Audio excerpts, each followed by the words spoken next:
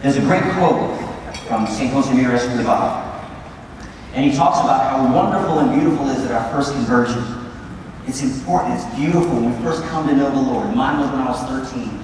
I had this encounter with our Lord on a retreat weekend preparing for confirmation. And it took all the stuff of my faith that my great parents had taught me over the years, and I had that one first initial moment where it was, you are. It was this encounter with the person of Jesus. And I was only 13. So I think I was pretty typical in my response to that. I was crying, and I couldn't believe it. How did I miss all this? And everything seemed different. But my response was to just take off all the things that I'm going to do better. I'm going to pay attention to Mass. I'm going to pray more. I'm not going to mess with my sister so much. I'm not going to have sex till I'm married. I'm not going to drink. I'm not going to smoke. I'm going to be good. I took all the rules again, the stuff, the pile of Catholic stuff, and I said, I'm going to follow that. And you're going to love me. That was profound. That was a profound conversion for me. It was just like, since I know you are, and I know you're watching, this stuff matters.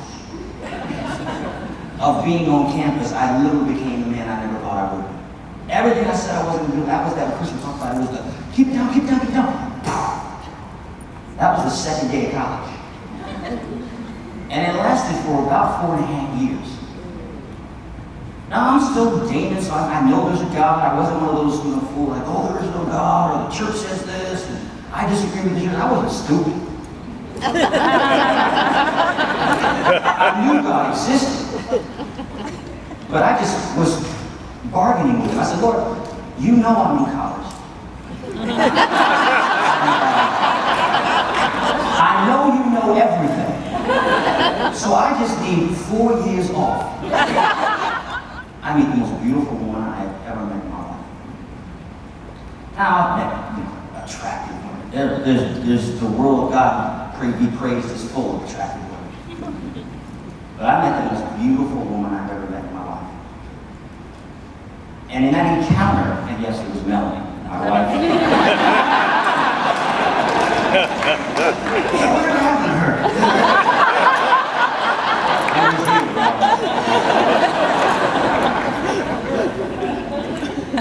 But there was a moment in that encounter, and speaking of the demand of the encounter, where it wasn't satisfying a rule. It wasn't making God like me by being good.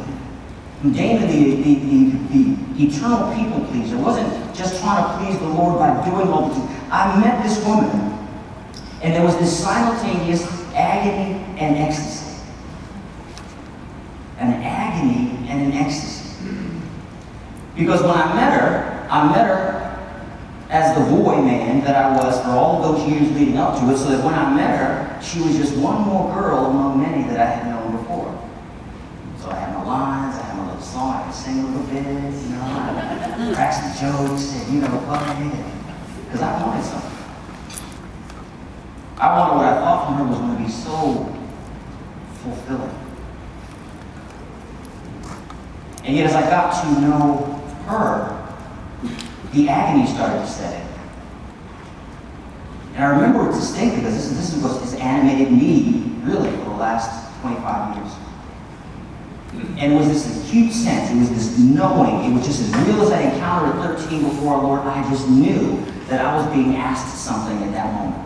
I had a decision point. That was one of those points where I said, there's something about her that is demanding more. But there was an ecstasy just being in the presence that was mixed with this agony. And this is again, this was so many years ago, but it's like it was yesterday.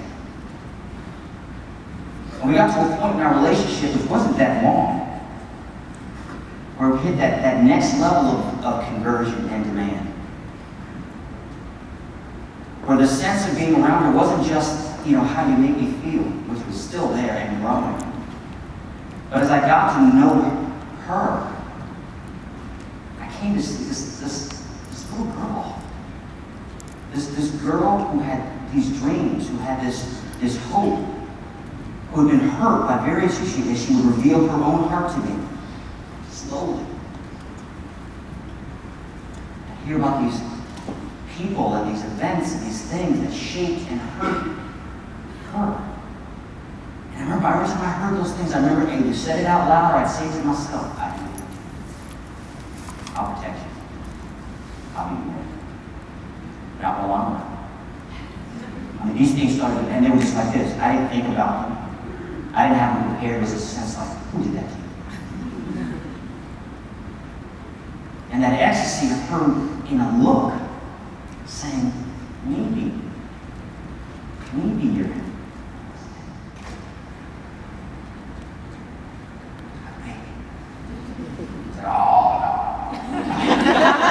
later. You gotta get this. Or more specifically, you could have a baby. That's what that chart tells you. It's possible. Somebody who may feel their pulse all the time says, oh yeah, my heart's working. You might do an EKG or the brain waves. Oh yeah, my brain's working. There's something about that chart that just gives you that sense of capacity to create someone that never existed before that can really turn. And pressing through that veil of fear, our first daughter was born, Naomi. We were literally in the hospital the second time. First time we do it. We only did one outside. It was a bad experience in the hospital. But we're in the hospital, and that's all this night we're looking at each other. Let's do it again.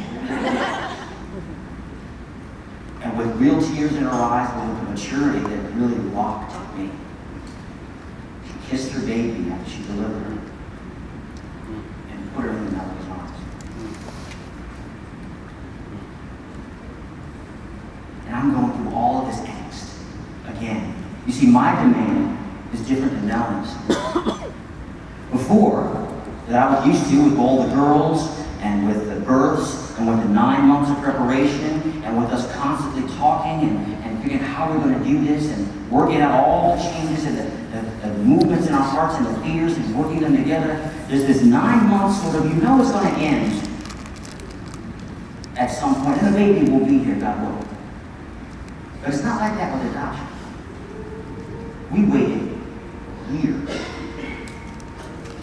And then all of a sudden, you're standing in a hospital room with a woman handing you her baby.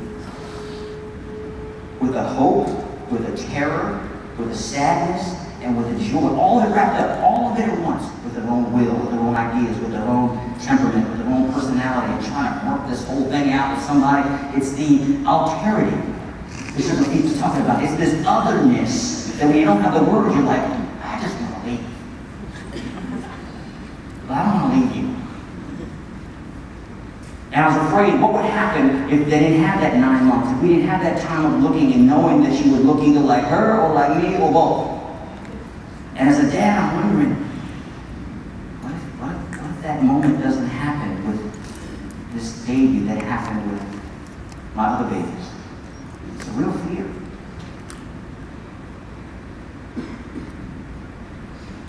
What we learned, what I learned, was that moment of I am your father was as real in that moment as with any other person.